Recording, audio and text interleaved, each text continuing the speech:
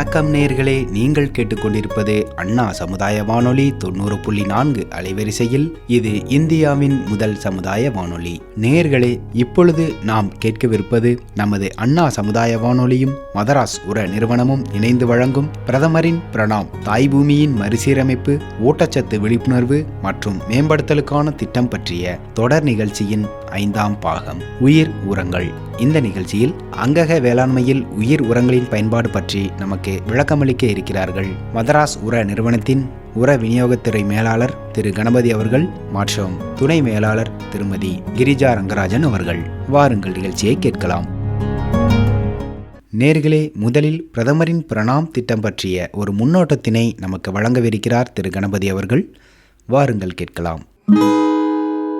அன்பார்ந்த தமிழக வேளாண் பெருமக்களுக்கு வணக்கம். பாரத நாட்டின் மத்திய அமைச்சரவையின் பொருளாதார விவகாரங்கள் துறை 28/6/2023 அன்று நடந்த கூட்டத்தில் பிரதமரின் பிரணாம் என்ற திட்டத்துக்கு ஒப்புதல் அளித்துள்ளது. பிரதமரின் பிரணாம் திட்டம் என்பது பூமி தாயை மீட்டெடுத்தல், மண்வளம் குறைந்து வருவதை குறித்து விழிப்புணர்வு ஏற்படுத்துதல், பூமி தாயை வளப்படுத்துதல் மற்றும் சீர்திருத்துதல் என்பவையின் ஒருங்கிணைப்பாகும். நாம் பூமி தாயை காப்பது நம் அனைவரின் கூட்டு முயற்சியால் மட்டுமே சாத்தியமாகும். ஒவ்வொரு கிராமங்களும் அதன் அடிப்படை நிலையிலிருந்து செய்தால் மட்டுமே இவை சாத்தியமாகும். இந்த திட்டத்தின் முழுமையான இலக்கு என்பது வேளாண்மையில் ரசாயன உர உபயோகம் மற்றும் பூச்சிக்கொல்லி உபயோகம் என்ற பிரச்சனையிலிருந்து எவ்வாறு நாம் பூமி தாயை மீட்டெடுப்பது, எவ்வாறு விடுபடுவது என்பதே ஆகும். அதிக உணவு உற்பத்திக்காக அதிகப்படியான ரசாயன உரங்களையும் பூச்சிக்கொல்லி மருந்துகளையும் உபயோகப்படுத்தியதன் விளைவாக நமது பூமி தாய் தன் வனப்பை இழந்து வளமையை இழந்து உள்ளாள். இதனால் மண்ணின் உற்பத்தி திறனும் குறைந்துள்ளது. மண் பரிசோதனை செய்து மண் பரிசோதனை முடிவுகளின்படி சமச்சீர் உர உபயோகத்தை கடைபிடிப்பது, நுண்ணுயிர் உரங்களை கடைபிடிப்பது மற்றும் இயற்கை உரங்களை வேளாண்மையில் பயன்படுத்துவதால் நமது மண்ணின் ஊட்டச்சத்தை பராமரிக்கலாம். இந்த தேவை இப்போது ஏன் ஏற்பட்டுள்ளது? இத்தோடு நில்லாமல் இவற்றுடன் இயற்கை வேளாண்மை, அங்கக வேளாண்மை முறைகளையும் கடைபிடிக்க வேண்டும். இயற்கை வளங்களை பராமரிக்கவும் பாதுகாக்கவும் புதிய தொழில்நுட்பங்களான ஒருங்கிணைந்த வேளாண் முறைகளையும் நுண்ணிய நீர்ப்பாசன உத்திகளையும், மூடாக்கு போடுதல், குறைந்த உழவியல் வேளாண்மை, பயிர் சுழற்சி போன்ற முறைகளை வேளாண்மையில் பயன்படுத்த வேண்டும். நிலையான நீண்ட நாட்களுக்கு நிற்பதான வேளாண் உத்திகளை கடைபிடிக்க நாம் நம்மை தயார்படுத்திக் கொண்டு மாற்றத்திற்கான முடிவில் நாம் செயல்பட வேண்டும். மாற்றம் தொடர்ந்து நடைபெற வேண்டும் என்பது அத்தியாவசியமான கலையாகும். நமது வளத்தை பெருக்கவும், சுற்றுப்புற சூழலில் ஏற்படும் மாசுவை கட்டுப்படுத்தவும், நீண்ட நாள் உணவு உற்பத்திக்கு உறுதியளிக்கவும் இந்த மாற்றம் தேவைப்படுகிறது. வளமான நீடித்த நிலையான வேளாண்மை தொடர்ந்து நல்ல எதிர்காலத்திற்கும் அடுத்த தலைமுறைக்கும் நீட்டித்து ஆதரிப்போம். மாற்றத்தின் அங்கமாகவும் விளங்குவோம். அடுத்து, நமது லட்சியம் வளர்ச்சியடைந்த பாரத யாத்திரை, விக்ஷித் பாரத் சங்கல்ப் யாத்திரை என்ற நிகழ்ச்சியை பற்றி நாம் தெரிந்து கொள்ள இருக்கிறோம். பிரதமரின் பிரணாம் என்ற திட்டங்களின் பலன்களையும் வேளாண்மையில் ட்ரோன்களை உபயோகத்தினை ஊக்குவிப்பதுவே இந்திய அரசின் உரத்துறையின் மிக முக்கிய பங்காக உள்ளது. சமச்சீர் உர உபயோக முறையை கடைபிடித்தல் என்ற நோக்கத்திற்காகவும் நானோ உரம் உபயோகத்தினை இந்திய அரசின் உரத்துறையானது வேறுபட்ட துறைகளையும் ஒருங்கிணைத்துள்ளது. அதில் உர உற்பத்தி நிறுவனங்கள், பிரதமரின் விவசாய செழுமை நிலையங்கள், வேளாண் அதிகாரிகள் மற்றும் சிறப்பு அதிகாரிகளையும் இத்திட்டத்தில் ஈடுபடுத்தியுள்ளது. பிரதமரின் பிரணாம் திட்டத்தின் முத்தாய்ப்பு யாதெனில், ட்ரோன்களை பெருமளவில் உபயோகப்படுத்துவது, செயல்முறை விளக்கம் செய்து காண்பிப்பது, நானோ யூரியா, நானோ டிஏபி, நீரில் கரையும் திரவ பூச்சிக்கொல்லி மருந்துகள், நீரில் கரையும் பூஞ்சான கொல்லி மருந்துகள் போன்றவற்றை வேறுபட்ட பயிர்களிலும் மரப்பயிர்களிலும் தோட்டக்கலை பயிர்களிலும் தெளித்து விவசாயிகளுக்கு காண்பிப்பது ஆகும். இந்த முன்னெடுப்பு ஆயிரக்கணக்கான ட்ரோன்களை செயல் விளக்கத்தில் நமது பாரத அரசு இறக்கியுள்ளது. இது 29 மாநிலங்கள், யூனியன் பிரதேசங்களில் உள்ள மாவட்டங்களில் செயல் விளக்கங்களை செய்து வருகிறது. இந்த செயற்கரிய செயலானது அனைத்து பொதுமக்களையும் விவசாயிகளையும் கவர்ந்துள்ளது. விவசாயத்தில் புதிய தொழில்நுட்பம் கடைபிடிக்கப்பட்டுள்ளது. இந்த வியத்தகு முன்னெடுப்பு முன்னெப்போதும் இல்லாத ஒன்று. PM பிரணாம் என்ற திட்டத்தின் நோக்கங்கள் நுட்பங்களை, நிலையான நீடித்த விவசாய முறைகளை வேளாண் பெருமக்களிடம் விளங்கச் செய்யவும் பழக்கப்படுத்தவும் கொண்டு சேர்க்கும் கருவியாகவும் உள்ளது. இந்த திட்டத்திற்கு பெருமளவில் வரவேற்பு உள்ளது. லட்சக்கணக்கான மக்கள் இந்த ட்ரோன் தெளிப்பான் விதத்தினை கண்டுகளிக்கின்றனர். குறிப்பாக விவசாய பெருமக்கள் மிக்க ஆர்வமுடன் இதில் பங்கு பெறுகின்றனர். நானோ உரங்களை தெளிப்பதற்கும், நானோ யூரியா தெளிப்பதற்கும், மூட்டை நானோ உரங்களை தெளிப்பதற்கும், நானோ யூரியா மூட்டை யூரியாவிலிருந்து எவ்வாறு வேறுபடுகிறது, எவ்வகையில் அதிக பயனளிக்க கூடியதாக உள்ளது என்பதையும் நன்கு உணர முடிகிறது. இது சம்பந்தமாக தொடர்ச்சியாக விவாதங்கள், செயல்முறை விளக்கங்கள், கூட்டங்கள் ஆகியவற்றில் விவசாயிகள் ஆர்வமாக பங்கேற்கின்றனர். அதன் அடிப்படையில் அதன் தொடர்ச்சியாகவே அங்கக வேளாண்மையின் அவசியத்தன்மையும் அதன் விழிப்புணர்வையும் அனைத்து விவசாயிகளையும் சென்றடைந்துள்ளது. புதுமையை விரும்பும் ஆர்வமுள்ள இளம் விவசாயிகள் ட்ரோன் தொழில்நுட்பத்தை முன்னெடுத்து உபயோகிக்க விருப்பம் தெரிவித்துள்ளனர். நேரம், பணம் விரயம் இன்றி செலவு அதிகம் பிடிக்காத உகந்த உத்தியாக உள்ள இந்த தொழில்நுட்பங்கள் அவர்களை வேளாண்மையை பயன்படுத்தி மிக்க ஆர்வமுடையவர்களாகவும் நிலைத்த நீடித்த வேளாண்மையில் சிக்கன முறையை கையாண்டு செயல்படுவதாகவும் அறியப்பட்டு லாபகரமான வேளாண்மை தொழில் வளரும் என்பதையும் நம்புகின்றனர். மாண்புமிகு பாரத பிரதமர் வேளாண் மகளிர் ட்ரோன் மையங்களை நிறுவியுள்ளார். இத்திட்டம் மகளிர் சுய உதவி குழுக்களுக்கு ட்ரோன்களை வழங்க உள்ளது. இதனால் இப்புதிய தொழில்நுட்பத்தை பயன்படுத்தி மகளிரின் வாழ்வாதாரமும் சிறக்கும் என நம்பப்படுகிறது. பிரதமரின் வேளாண் செழுமை நிலையங்கள் நமது லட்சியம் வளர்ச்சியடைந்த பாரதம் யாத்திரையின் திட்டத்தின் பயன்களை விவசாயிகளுக்கு கொண்டு செல்ல பேருதவியாக இருந்து வருகிறது. அவைகளின் செயல்பாடு ஒரு கூட்டு முயற்சியாக இந்த முன்னெடுப்பில் காண முடிகிறது.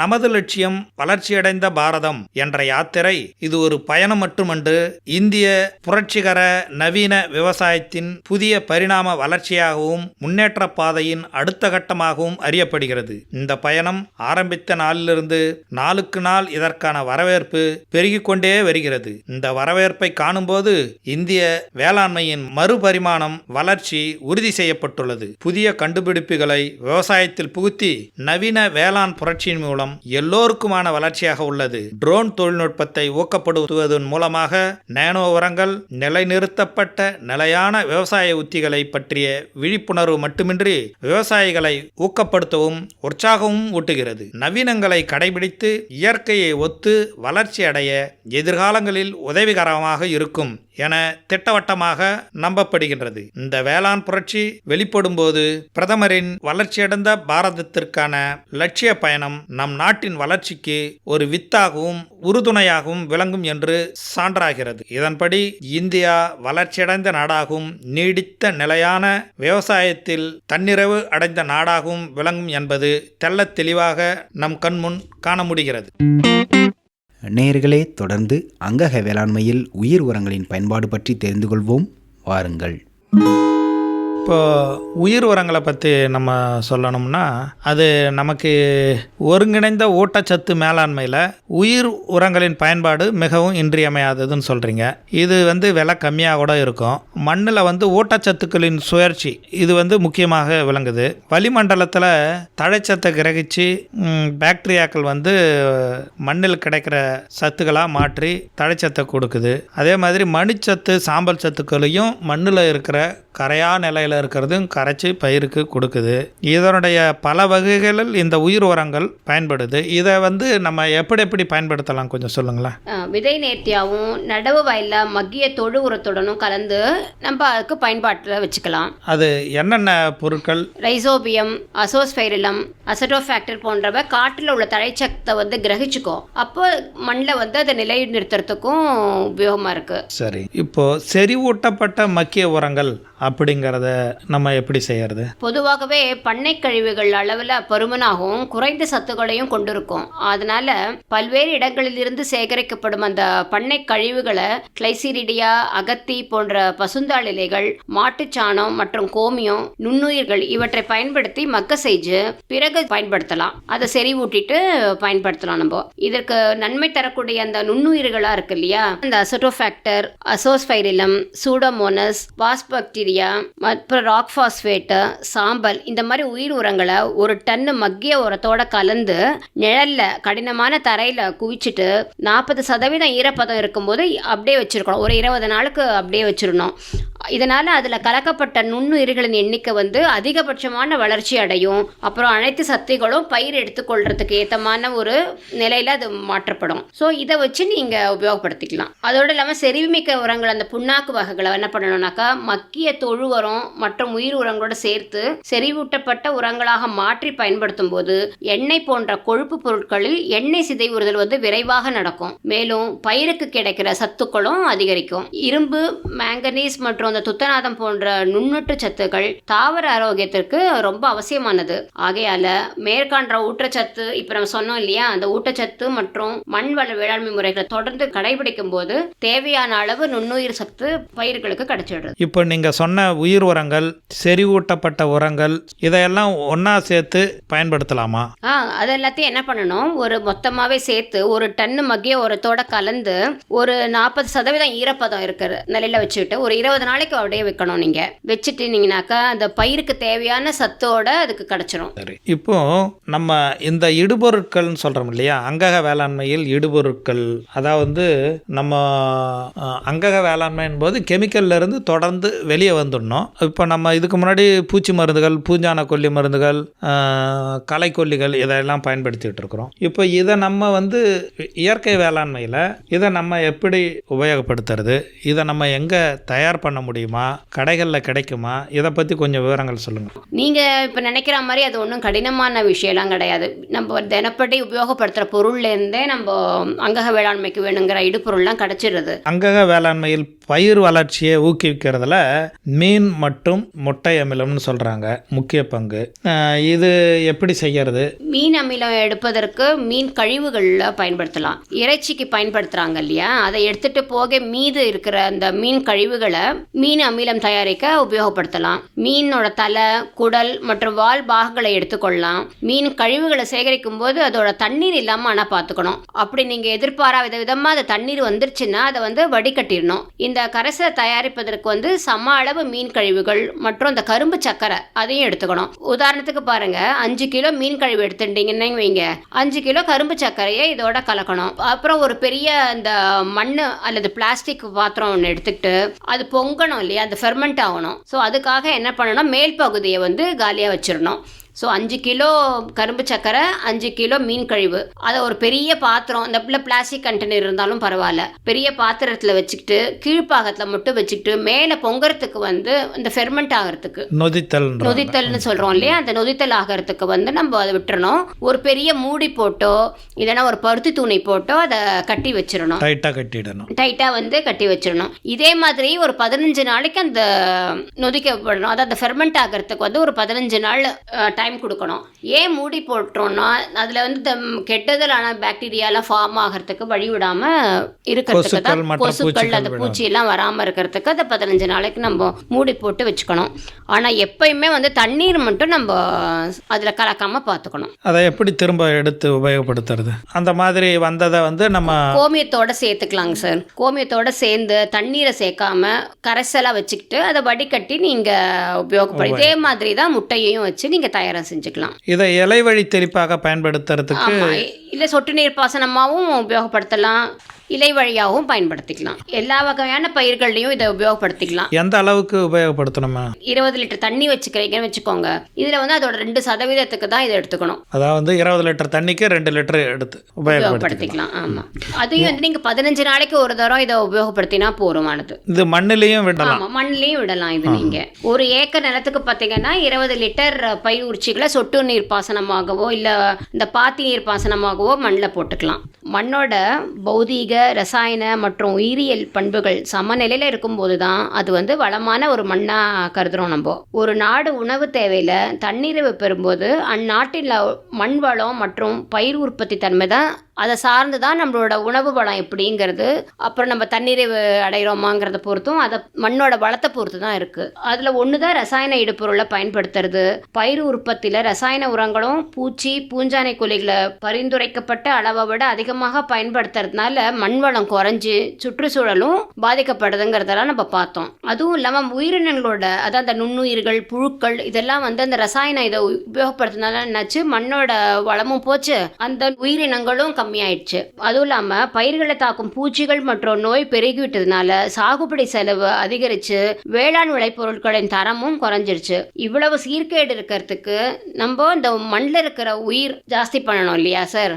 அப்பதான் சரியாகும். அதுக்கு என்ன சார் பண்ணணும்? இதற்கு உயிர் உரங்களின் பங்கு மிக சிறப்பு. உயிர் உரங்கள் என்ன பண்ணும்னா, கண்ணுக்கு தெரியாத நன்மை பயக்கும் நுண்ணுயிர்கள் சில வளிமண்டலத்தில் உள்ள தழைச்சத்தை கிரகிச்சு மண்ணில் நிலைநிறுத்தவும், மண்ணில் உள்ள பயிர் எடுத்துக்கொள்ள இயலாத நிலையில் இருக்கிற கால்சியம் பாஸ்பேட், அலுமினியம் பாஸ்பேட், இரும்பு பாஸ்பேட், இந்த இதில் இருக்கிற பாஸ்பேட் வந்து நமக்கு கரைத்து பயிர்களுக்கு கிடைக்கும் நிலையில் கொடுக்கவும் இந்த நுண்ணுயிர் உரங்கள் உபயோகப்படுகிறது. இந்த கிடைக்காத நிலையில் இருக்கும் சாம்பல் சத்தை பயிரின் வேருக்கு கிடைக்க செய்யவும் திறன் கொண்ட வீரியமிக்க நுண்ணுயிர்களை நம்ம தயார் செய்து தூய்மைப்படுத்தி பெரிய அளவு உற்பத்தி முறையில் அதன் எண்ணிக்கை அதிகரித்து உரங்களாக மாற்றி கொடுக்கிறது உயிர் உரங்கள் என்பன ஆகும். இந்த உயிர் உரங்கள் விதை வழியாவோ மண்ணின் வழியாவோ பயிர்களுக்கு தேவையான ஊட்டச்சத்து கிடைக்க செய்யுது. எனவே இந்த நுண்ணுயிர்கள் உதவியால்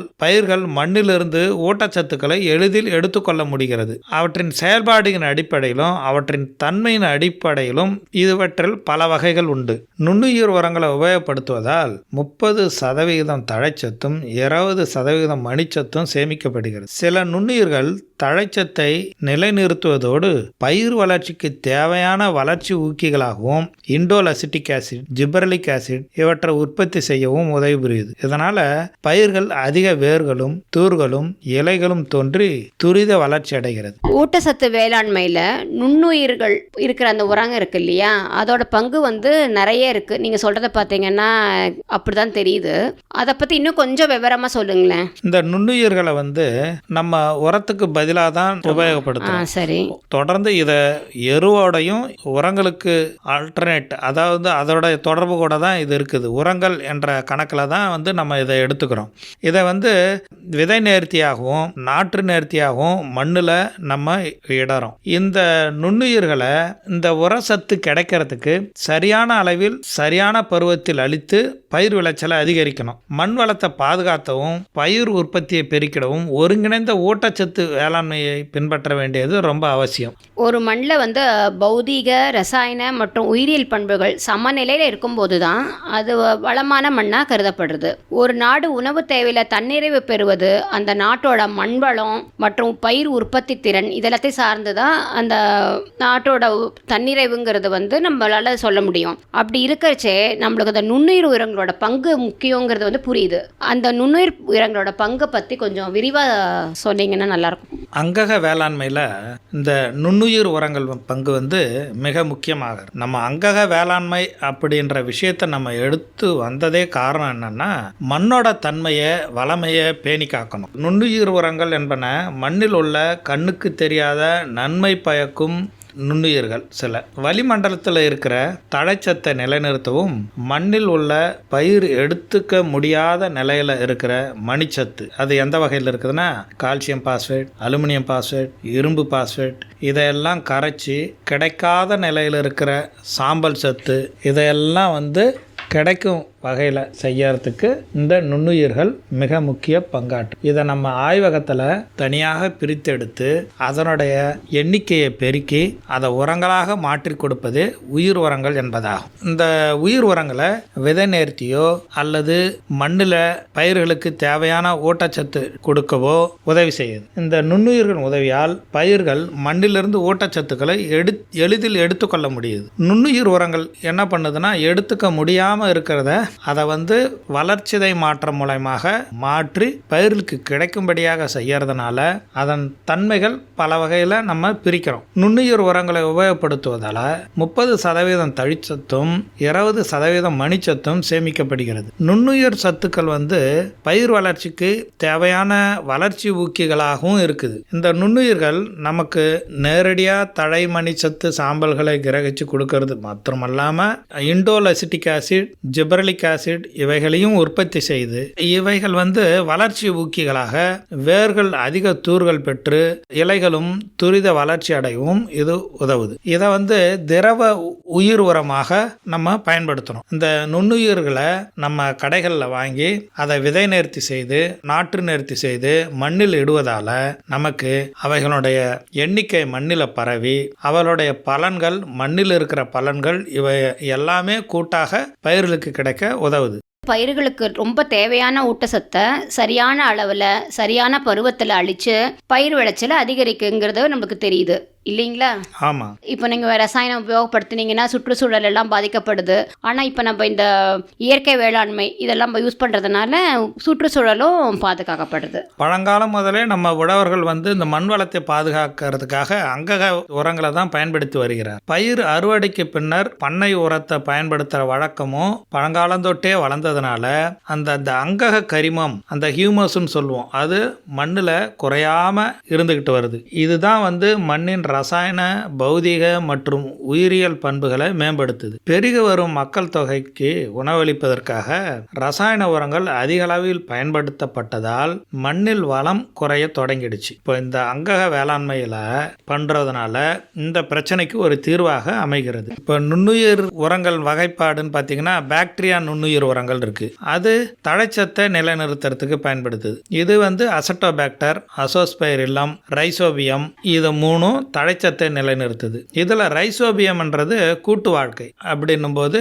இந்த பயிர் வகை பயிர்களில் இருக்கிற வேர் முடிச்சுகளில் இந்த ரைசோபியம் பாக்டீரியா வாழ்ந்து வளிமண்டலத்தில் இருக்கிற 78% நைட்ரஜனை கிரகிச்சு மண்ணுக்குள்ள நிலைநிறுத்தி அந்த வேர்களின் மூலமாக கொடுக்கிறது. இது தவிர்த்து பாஸ்போபாக்டீரியா இருக்கிறது என்னதுன்னா, இதற்கு முன்னாடி கூறியது போல கரையாத நிலையில் இருக்கிற பாஸ்பேட் சத்துக்களை கரையும் வகையில் மண்ணுக்கு செலுத்தி பயிர்களுக்கு கிடைக்கும் வகை செய்கிறது.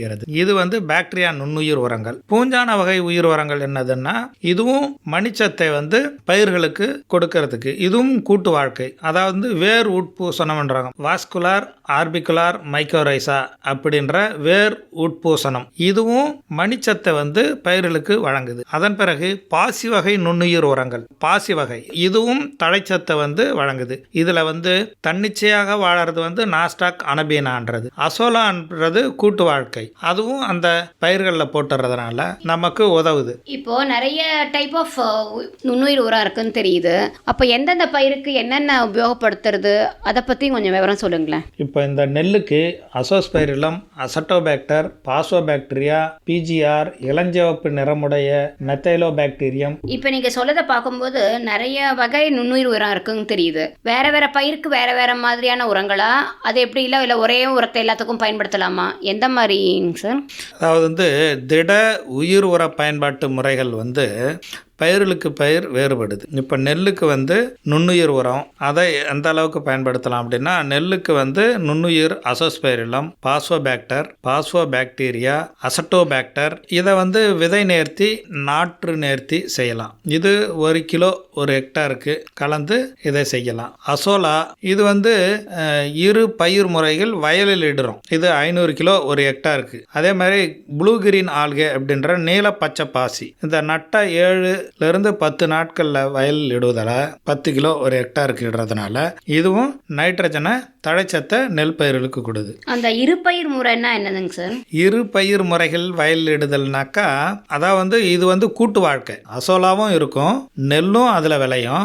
இதுவும் ஒரு விளைச்சலை கொடுத்து இது மக்கி அதன் பிறகு இதோட சாரங்கள் அதுக்கு அந்த பயிர்களுக்கே கொடுக்கறதுனால இரு பயிர்கள் முறை அப்படின்னு. நெல்லும் இருக்கும், அசோலாவும் ஒரு உயிர். அது அதோட வளர்ந்து அது 500 கிலோ அளவுக்கு 1 ஹெக்டாருக்கு அதோட வளர்ச்சி இருந்து அந்த தழைச்சத்தும் அது அங்கேயே இருக்கிறதுனால அது இரு பயிர் முறை அப்படின்னு சொல்றோம். மற்ற தானியங்கள் பார்த்தோன்னா அசோஸ்பைரில்லம், அஸ்டோபாக்டர், பாஸ்போபாக்டீரியா இதுக்கு விதை நேர்த்தி செய்து ஒரு 1/2 கிலோ 1 ஹெக்டார் அளவுக்கு நம்ம கொடுக்கலாம். அதே சமயத்தில் பயிர் வகைகளுக்கு ரைசோபியம், பாஸ்போபாக்டீரியா விதை நேர்த்தி மூலமாகவும் மண்ணில் இடுவதனாலையும் கொடுக்கலாம். நாற்றங்காலில் வளர்க்கப்படும் தோட்டக்கலை பயிர்களுக்கு அசோஸ்பைரிலம், அசிட்டோபாக்டர், பாஸ்போபாக்டீரியா, வேர் உட்பூசணம் இதையும் விதை நேர்த்தி, நாற்று நேர்த்திக்காக உபயோகப்படுத்தலாம். மற்ற தோற்றக்கால் பயிர்களுக்கும் விதை நேர்த்தி பண்ணலாம். கரும்புக்கு அசோஸ்பைரிலம், அசிட்டோபாக்டர், பாஸ்போபாக்டீரியா இவைகளையும் நம்ம கொடுக்கலாம். இதன்படி உயிர் உரங்கள் எனப்படன பயிர்களுக்கு நன்மை அளிக்கக்கூடிய நுண்ணுயிர்களை கொண்டு தயாரிக்கப்படுவதாகும். பயிர்களுக்கு இடும்போது இவை மண்ணில் சென்று அதிக அளவில் பெருக்கமடைந்து பயிர்களுக்கு தேவையான சத்துக்களை எளிதில் பயிர்கள் எடுத்துக்கொள்ளும் நிலைக்கு மாற்றி அளிக்கிறது. நம்ம சுவாசிக்கிற காத்துல 78% தழைச்சத்து உள்ளது. இதையே ரைசோபியம் பயிர் வகை பயிர்களின் வேர்முடிச்சுகள் வாழ்ந்து கொண்டு அதை கிரகிச்சு பயிர்கள் எடுத்துக்கொள்ளும் நிலைக்கு மாற்றி தருகிறது. இவ்வகை பாக்டீரியா பொதுவாக மண்ணில் வாழக்கூடியது. ஆனால் இவை பயிர் வகை பயிர்களோடு கூட்டு வாழ்க்கை நடத்தும் போதுதான் தழைச்சத்தை நிலைநிறுத்தும் தன்மை கொண்டிருக்கும். இந்த காரணத்துக்காக தான் நம் முன்னோர்கள் பயிர் வகை பயிர்களை பயிர் சுழற்சியின் ஒரு அங்கமாகவே பின்பற்றி வருகின்றனர். அதாவது அந்த ரைசோபியம் பாக்டீரியாவை செயல் வடிவம் கொண்டு வரத்துக்கு பயிர் வகைகளை நம்ம விளைவிக்க வேண்டியது அத்தியாவசியமாகிறது. நம் மண்ணில் மணிச்சத்து, சாம்பல் சத்து அதிக அளவில் இருக்கிறது. இவை பயிர்கள் கிரகிக்க முடியாத நிலையில் இருக்கும். இதை கரைக்கிறதுக்கு பாஸ்போபாக்டீரியா உதவி பண்ணுது. இந்த பாஸ்போபாக்டீரியா சுரக்கும் அங்கக அமிலங்கள் நொதிகள் மூலமாக அதனை கரைச்சு பயிர்களுக்கு எடுத்துக்கொள்ளும் நிலையில் மாற்றி அளிக்கிறது. உயிர் உரங்களை அதிக அளவில் பயன்படுத்துவதன் மூலம் மண் வளத்தை பாதுகாக்கிறதோடு பயிர் விளைச்சலையும் அதிகரிக்கலாம். அதனால மண் வளம்ன்றது ரசாயன, பௌதீக, அதுவும் இல்லாம உயிரியல் பண்புகள்லாம் சரியான விதத்தில் அமைய பெற்று இருக்கணும். அதுதான் வளமான மண். அந்த வளமான மண்ணில் வர்ற பயிர் தான் நம்மள வளர்ச்சியான பாரதத்திற்கு வழிவகுக்கும். அப்போ நம்ம நீரின்றி அமையாத உலகுன்னு சொல்லுவாங்க. அதுக்கு மாதிரியே இப்போ நுண்ணுயிரின்றி அமையாத மண்ணுங்கிறது ரொம்ப சரியான பொருத்தமா இருக்கும். என்ன சார் சொல்றீங்க? சரியான கூற்று தான். அதுல இருந்து நமக்கு இப்போ என்ன புரியுதுன்னா, மண்ணில் உள்ள நுண்ணுயிர்களோட எண்ணிக்கையை அதிகரித்து மண் வளத்தை மேம்படுத்தி உயிர் உரங்களை பயன்படுத்த வேண்டிய ஒரு கட்டாய சூழ்நிலை இருக்கும். அது நம்ம உடம்புக்கும் நல்லது, நம்ம நாட்டுக்கும் நல்லது. உண்மைதான். நேர்கள் இதுவரை கேட்டது அண்ணா சமுதாய வானொலி மற்றும் மதராஸ் உர நிறுவனம் இணைந்து வழங்கிய பிரதமரின் பிரணாம் திட்டம் பற்றிய தொடர் நிகழ்ச்சியின் 5ஆம் பாகம். மீண்டும் அடுத்த நிகழ்ச்சியில் சந்திப்போம். நன்றி, வணக்கம்.